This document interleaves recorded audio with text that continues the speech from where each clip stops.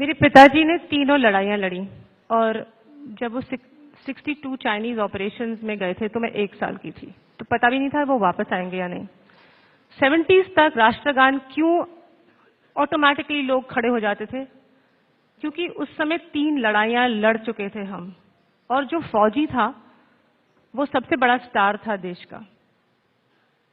और एक फौजी का यूनिफॉर्म देख के लोगों के अंदर एक अजीब किस्म का उल्लास उठ जाता था अपने आप ऑटोमेटिकली।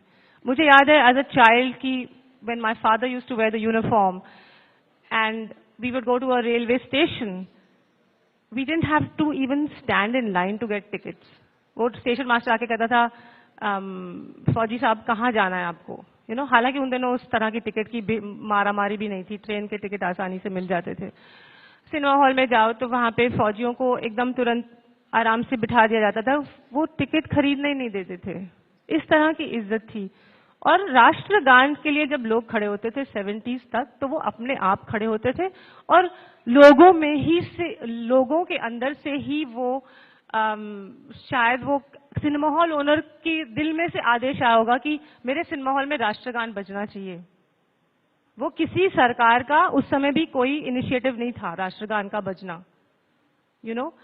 आई पर्सनली थिंक कि ये जबरदस्ती राष्ट्रगान का होना, I think it is questioning something very deep inside. In fact very often जो राष्ट्रगान जिस तरह से वो विजुअली दिखा रहे हैं, या तो आप बजाओ और हम सब खड़े होके गाएं, मैं तो गाती हूँ आज भी सिनेमा हॉल में अगर खड़ी होती हूँ, उसमें आपके माने अच्छे से बहुत सारे वर्जन्स उन्होंने बनाए हैं ताकि सब लोग कोई उनसे जुड़ सके। तो कहीं ना कहीं मुझे लगता है ये जो वर्जन्स बनाने का है, it's almost like selling a product. Our national anthem is not a product to be packaged and sold to the youth because they don't understand it.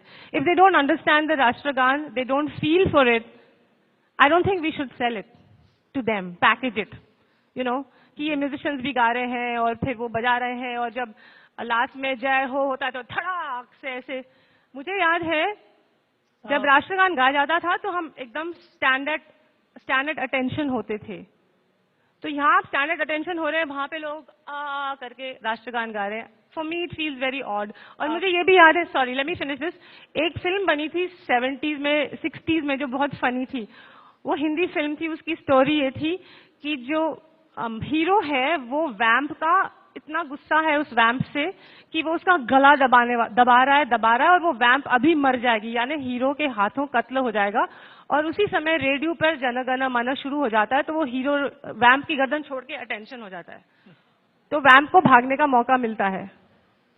So they had even used it as a plot thing to save the hero from murdering someone, because when he hears Jana Gana Mana, he puts his hands and he becomes, इसको अलग अलग तरीके से